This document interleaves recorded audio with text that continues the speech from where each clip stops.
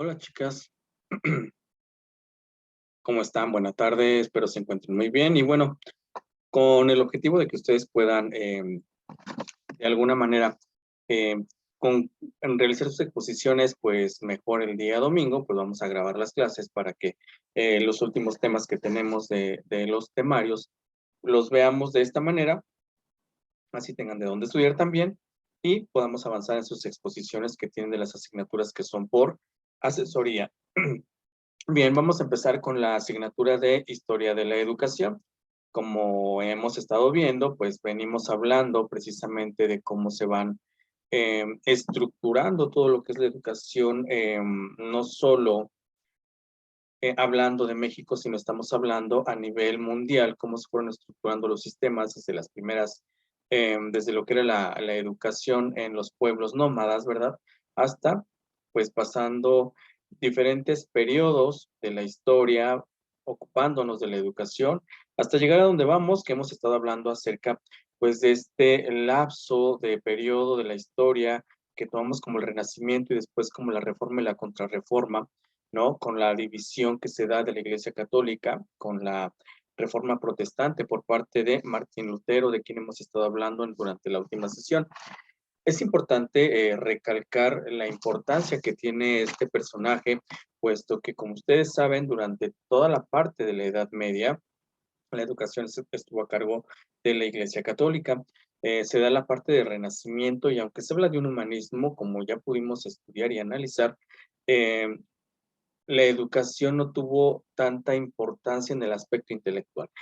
Hablando en el sentido de la ciencia, aunque ya se daba ciencia, realmente ellos se enfocaron en que el hombre pudiera ser más enfocado a las artes, lo artístico, la belleza, por eso veíamos que surge mucho la pintura, la escultura, ¿sí?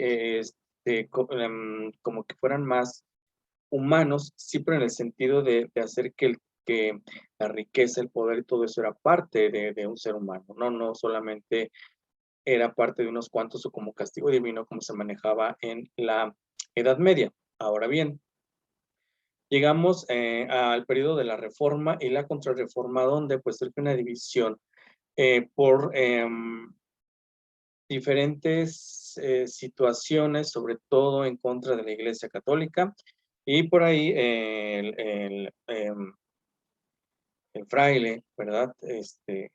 Martín Lutero, pues digamos que inicia esta separación, ¿no? Estaba en contra de varias situaciones que se daban al interior de la Iglesia Católica, entonces decide hacer una división, separarse e iniciar con lo que era ahora la Iglesia Protestante. Pero no solamente surge la Iglesia Protestante, también surgen los calvinistas, por ahí, sí, que de alguna manera también son parte de toda esta corriente ideológica, de lo cual ya estuvimos hablando, porque surgen tres, ¿no? Entonces, por ahí. Sin embargo, pues vamos a retomar a Lutero como principal, pues el que crea, el que da origen a este movimiento de lo que es la contrarreforma, ¿sí? Del movimiento protestante, que aunque hay una separación de la iglesia por diferentes intereses, siguen teniendo como principio, como libro que rige la religión protestante también a la Biblia y también desde luego a Jesucristo, que es el Dios y es por lo que se guían. Entonces, solamente es una corriente ideológica distinta a lo que tenía el catolicismo. Ahora es el protestante, pero también encerrando parte de la ideología que ya se tenía. Es importante porque esto va a tener grandes reformas sociales, va a repercutir no solamente a nivel religioso, sino en diferentes aspectos. Y entre ellos, para la educación, pues fue muy importante. ¿Por qué? Porque, como ustedes saben, aunque se intentó separar a la iglesia de la educación para hacer una educación más laica, aún esta tenía mucha intervención. Por lo que Lutero, a partir de esta reforma que hace, eh, él dice que la educación debe de estar bajo el control del gobierno. Es decir, el gobierno es el que se tenía que ser responsable de los sistemas o de la educación que se brinda al pueblo. No la iglesia, no particulares, sino el gobierno es el que se encarga de esto. Así que existe en él una idea de educación elemental obligatoria. ¿Cuál es la educación elemental? Pues bueno, la educación elemental, como siempre lo hemos manejado en casi todas las culturas, es aprender, enseñar a leer, escribir, operaciones básicas, eso era lo elemental, y una educación para todos. Sabemos que en este periodo de la historia, que todos accedieran a la educación era muy difícil, sobre todo porque era una educación más clasista, y sobre todo una educación también con discordancias de género, porque era más para los hombres que para las mujeres. Por lo tanto, él propone esta idea de que el gobierno se haga cargo de la educación, de que la educación elemental, lo básico, sea para todos. Y esta propuesta, pues, imagínense ustedes, en 1526 estamos hablando de hace cuántos siglos que se propone esta ideología y que la vamos a ver retomándose en diferentes periodos, ¿no? Como diferentes pensadores retoman este mismo pensamiento. Propone que para formar a las nuevas generaciones de la época debería de haber 3 grados, o digamos tres niveles. Una, o digamos que también como tipos de escuelas. Una donde la primera sería donde los niños aprenden a leer. La segunda es los que ya saben leer, y el siguiente nivel serían los que ya aventajan, es decir, los que ya saben leer, escribir y saben operaciones. Esos son como que los niveles que él manejaba dentro de la educación que él proponía. Y propone dentro de esto enseñar cálculo y enseñar historia. Sí, también esto es parte de lo que él propone. Ahora bien, también eh, dentro de lo que él propone para la educación es que los padres se hagan responsable de la educación de sus hijos, es decir, que estén obligados a mandarlos a la escuela, ¿no? Sabemos que en ese tiempo, pues, no era así. La educación era más para mantener un estatus de poder o para mantener, seguir de alguna manera, ¿cómo les puedo decir? Pues seguir formando a quienes iban a seguir gobernando o bajo estas estructuras. Entonces, lo que él propone ahora, al hablar de una educación elemental y de una educación para todos, pues también involucra la participación de los padres, que estos sean quienes sean responsables de enviar a sus hijos a la escuela, ¿sí? También, bueno, dentro de lo que pide el gobierno, pues no solamente pide que les dé educación, sino que realmente se organice el sistema, es decir, que se organice, que realmente haya una organización. Recordemos que como tal, hasta el periodo que llevábamos, pues no había como tal un sistema, una organización, cada quien brindaba educación de acuerdo a las características del contexto, ¿no? Del poblado, más donde estuvieran, y de estos, así se brindaba la educación, pero no había como tal un sistema estructurado o algo que unificara, ¿no? Entonces, lo que él pretende es hacer esto, que el gobierno, si se es responsable de la educación, se debe hacer responsable de la organización del sistema y de la obligación de tener métodos de enseñanza, ¿sí? Así que todo esto, como ustedes podrán darse cuenta, pues es muy distinto a lo que se manejaba durante la Edad Media. Ustedes recuerden que durante la Edad Media, pues realmente era una educación de carácter teológica más religiosa, basada en las escrituras y sobre todo una educación para hombres y para quienes querían de alguna manera o querían formar parte del clero, pues son los que tenían acceso a esta educación, él no, ¿sí? Así que también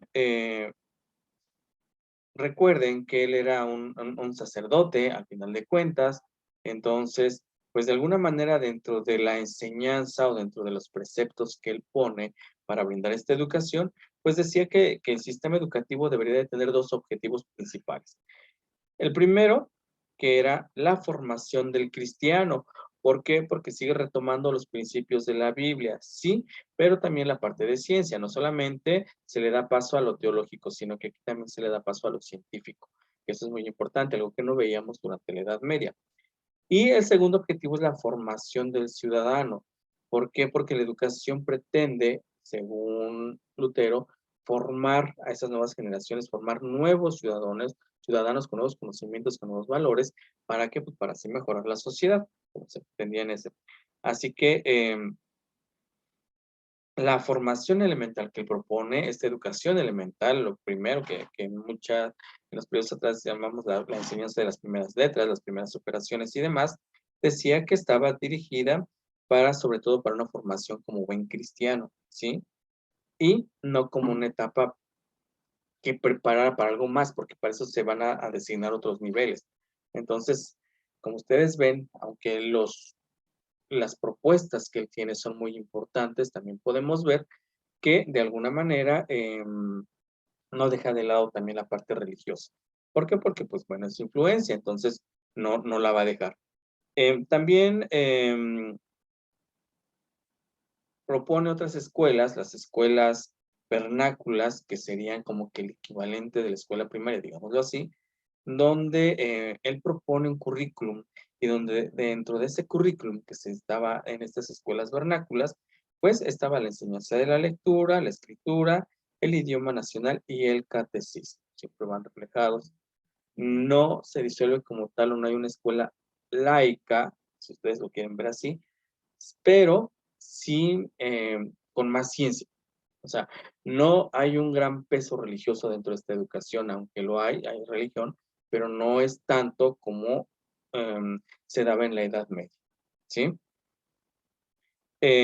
También eh, la educación media, o lo que le llamaba la enseñanza media, ¿sí? Aquí esta preparación o este tipo de escuelas estaba dirigidas a preparar a los nuevos dirigentes eclesiásticos, quienes iban a pertenecer a el manejo de la iglesia, en este caso estamos hablando de la iglesia protestante, ¿sí? Y civiles. Aquí se retoma parte de ese currículum de Grecia y Roma, pues se les enseñaba a quienes iban a ser los próximos dirigentes civiles, pero también eclesiásticos, pues lo que eran diversas lenguas, pero también algo muy importante que vimos muy marcado en Grecia-Roma, también en la parte de la Edad Media, que eran la dialéctica y la retórica, ¿sí? Ahora bien, él tenía la ideología de que todos los hombres tenían que prepararse para ser pastores, ¿sí? Aunque no fuera su propósito de serlo, es decir, como tenía esta idea de formar a buenos cristianos, él consideraba que todos podrían prepararse para ser un buen pastor. ¿Qué es un buen pastor? Pues un buen dirigente. Ajá, a esto se refería.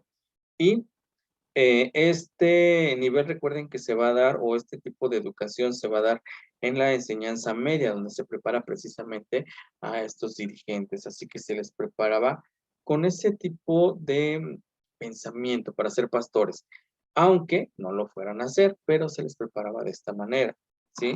Así que el que llevaran este tipo de pensamiento, de habilidades desarrolladas o de ciertas características, no solamente era porque fueran a formar parte del clero, bueno, no del clero, sino de la parte religiosa, dirigentes o de dirigentes civiles, pero pues todo esto les iba a servir, según Lutero, para poder realizar cualquier otro oficio o función dentro de la sociedad, ¿sí? Así que la formación que tuvieran los ciudadanos, los hombres, pues era muy importante para este personaje, para Lutero, ¿sí? Em, También dentro de la enseñanza superior, ¿verdad? O lo que estábamos viendo en la formación de eclesiástico, Lutero consideraba que el derecho era muy importante para la formación de los ciudadanos, pues él pensaba que las leyes son una verdadera armadura, ¿sí? Y armas que preservan y defienden al país y el pueblo. Le da un gran peso a la ley establecida por un gobierno. Aquí, perdón, ya no solamente es la ley de Dios, ¿vale? De que pues esto te va a castigar o esto, no, sino aquí también son las leyes que se elaboran a nivel social y que le dan al hombre, al individuo y a la sociedad una mejor relación a través de poderlas llevar a cabo, ¿sí? Dentro de la sociedad. Entonces, para Lutero era importante también dar esta parte de derecho, que se conocieran las leyes, ¿sí? Em, Hay un gran énfasis en la Biblia, como ustedes ven, pues sigue habiendo la parte de catecismo y la formación de dirigentes a partir de estos principios.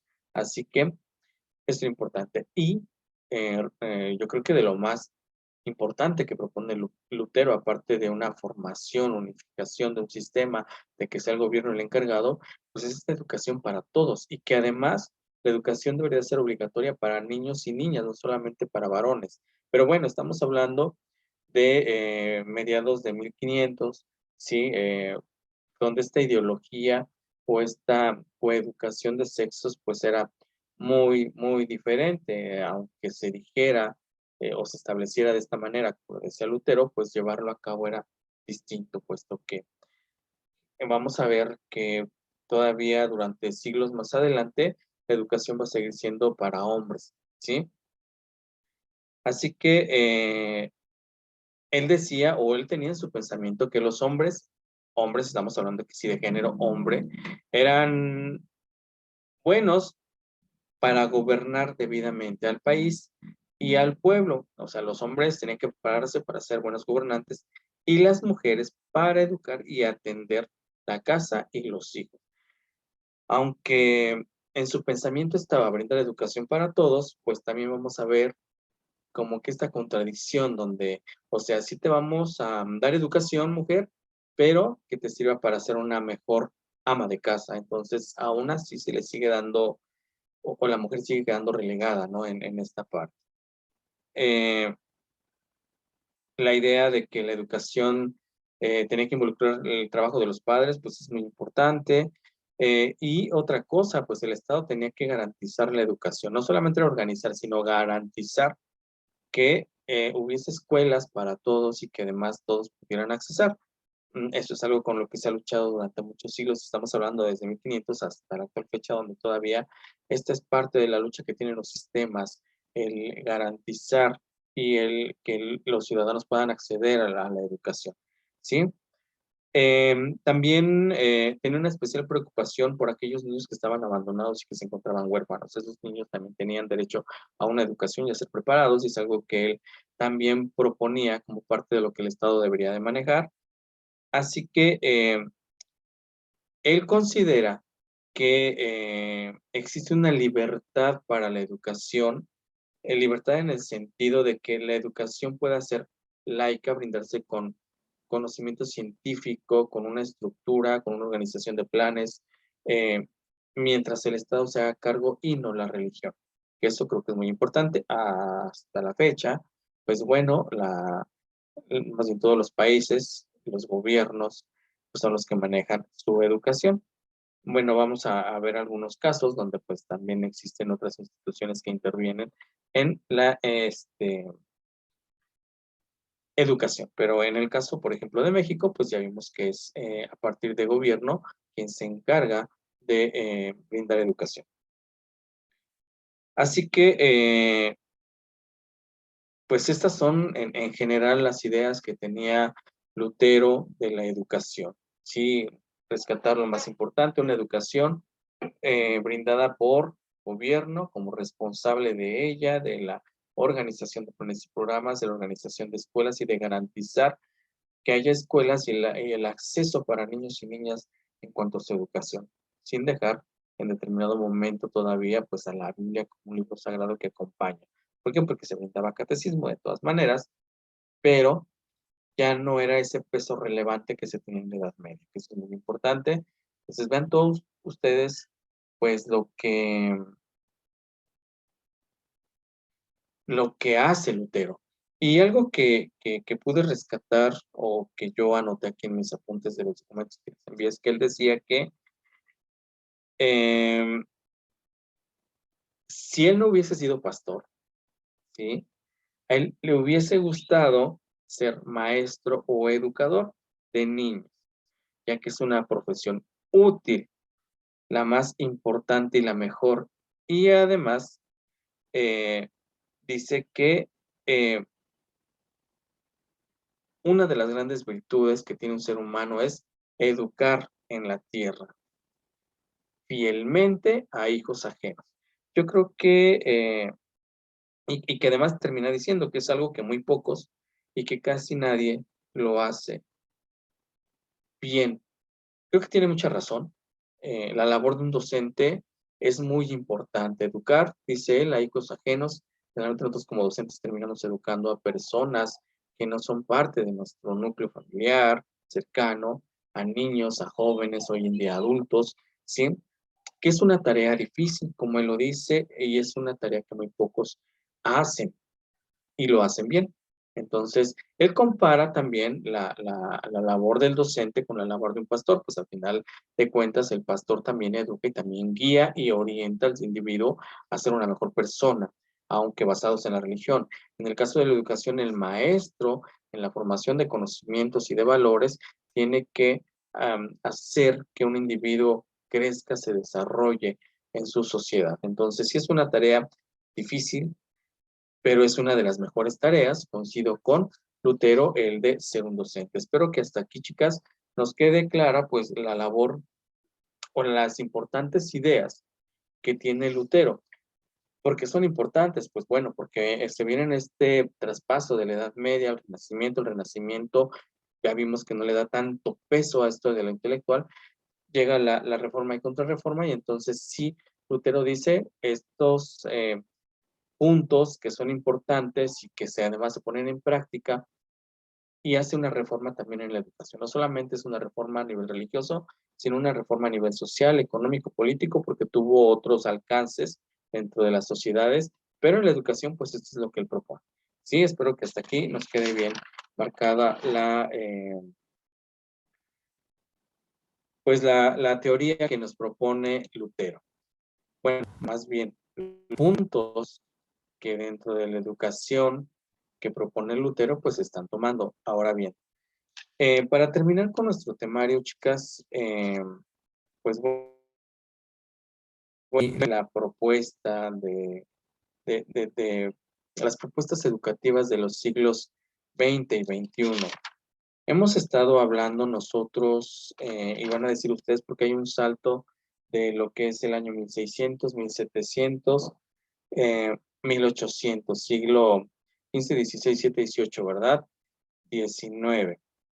Bien, no es que haya un salto, sino que nosotros vamos a empezar a ver que desde finales, más bien desde mediados del siglo XIX, estamos hablando desde mediados de 1800, vamos a tomar o vamos a dar paso a otro periodo muy importante de la historia que va a ser la, la, la edad contemporánea. Recuerden que tenemos ciertos periodos en la historia, nosotros nos quedamos hasta la Edad Media. Después de la Edad Media, todos los artículos que mandamos, si ustedes recuerdan, pues manejaban lo que era la Edad Moderna. La Edad Moderna involucra dentro de esto a otros aspectos, más bien a otros subperiodos, digámoslo así, como lo fue el Renacimiento, sí, como lo es la Reforma, Contrarreforma, y también después viene la Ilustración, nuevas ideas.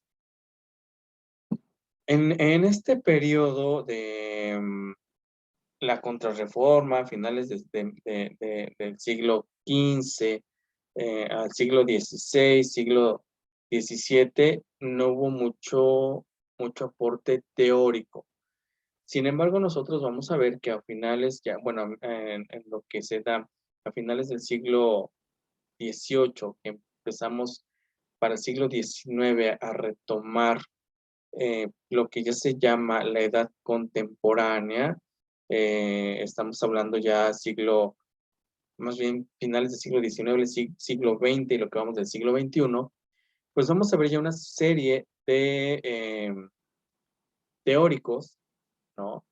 Que van a empezar a trabajar por proponer nuevas teorías en la educación en cuanto a metodología y en cuanto a enseñanza.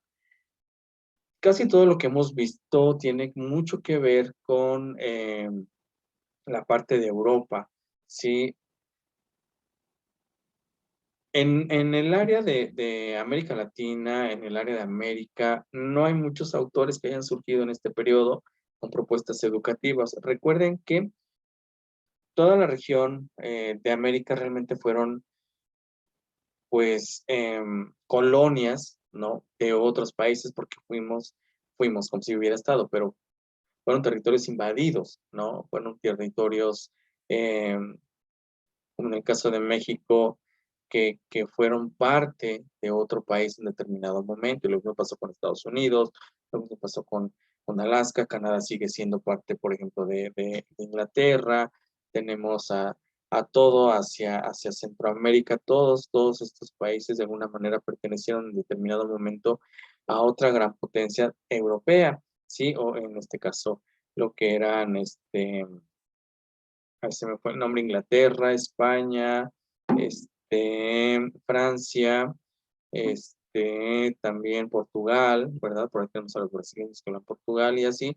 ¿Por qué? Porque fuimos colonizados, ¿sí? Entonces, toda la ideología que surgía en Europa, pues en su momento llegaba y se ponía en práctica en América, pero también durante este lapso de 1500 hasta, pues sí, hasta 1800 más o menos, pues recuerden ustedes que fue un periodo de colonización, colonizados casi todos, y después inician las diferentes revoluciones en los diferentes países para lograr la independencia. Y entonces, aunque haya habido una independencia, pues siguen con esta ideología o de alguna manera tomando como referencia todos los autores que ya habían surgido en Europa, ¿no? En la parte de lo social, lo educativo, lo político y lo demás, pues siempre se retomaba a estos otros autores muy importantes. Por eso es que ustedes, como estuvimos viendo en teorías de la educación, los temarios, empezamos a ver desde Juan Jacobo Rousseau, pasando por Pestalozzi, ¿a quién más vimos? A ver, déjenme acordarme el orden, déjenme checar. Este, donde vimos a Pestalozzi, bueno, empezamos con Rousseau, vimos a Pestalozzi, estamos hablando de 1800, ajá, si ustedes recuerdan por ahí, a John Dewey, ¿no? Importantes, ya a principios del siglo XX, a De Crowley, a Montessori, Piaget, todos estos que ya son autores considerandos, a Neil, a, ¿quién más vimos, chicas? ¿Quién más tenemos? A Paulo Freire, a Ferreire, a Freineda, a Lobroda Rogers, Wallon, Celestín Freinet, Ferrer y Guardia y algunos que aún nos faltan en la otra materia, son los principales autores que surgen a finales del siglo XIX, marcan el siglo XX y siglo XXI, y que le dan sustento teórico, pedagógico a los sistemas educativos ya organizados en los países a nivel mundial. Esto es muy importante. Entonces, sí surgen nuevas ideas con la Ilustración, sí la Revolución Francesa también causó un gran revuelo a nivel mundial. Con ello, con la Revolución Francesa, pues se gestan otras revoluciones a nivel, sobre todo de América Latina y la independización de varios países. Pero, insisto, se vuelven a traer o a retomar todas estas teorías. Recuerden que en esas épocas pues existen muchos conflictos precisamente entre las potencias. Así que, pues, hablando propiamente ya de la época moderna, ¿sí? Hablando de la época moderna y de la época contemporánea,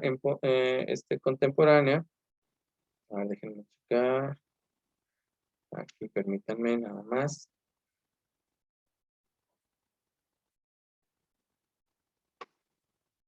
Permítanme contestarle a mi directora porque me está mandando un mensajito.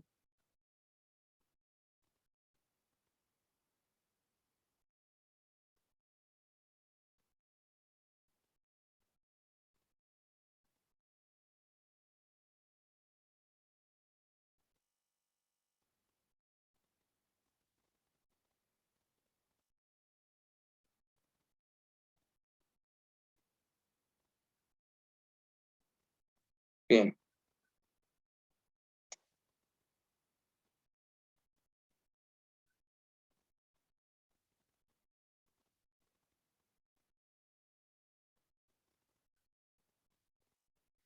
Bien. Una disculpa, chicos. Son situaciones de la escuela, ¿eh? No crean que ando de chismoso. Permítanme.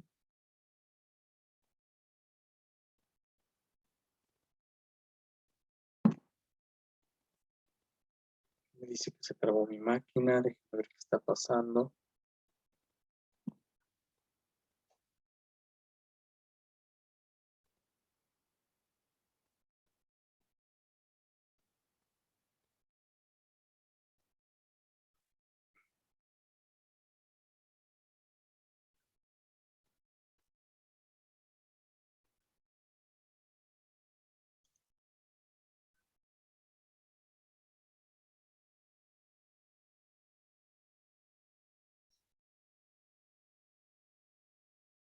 Permítanme, chicas, tengo problema con mi internet. Me dice que está trabado.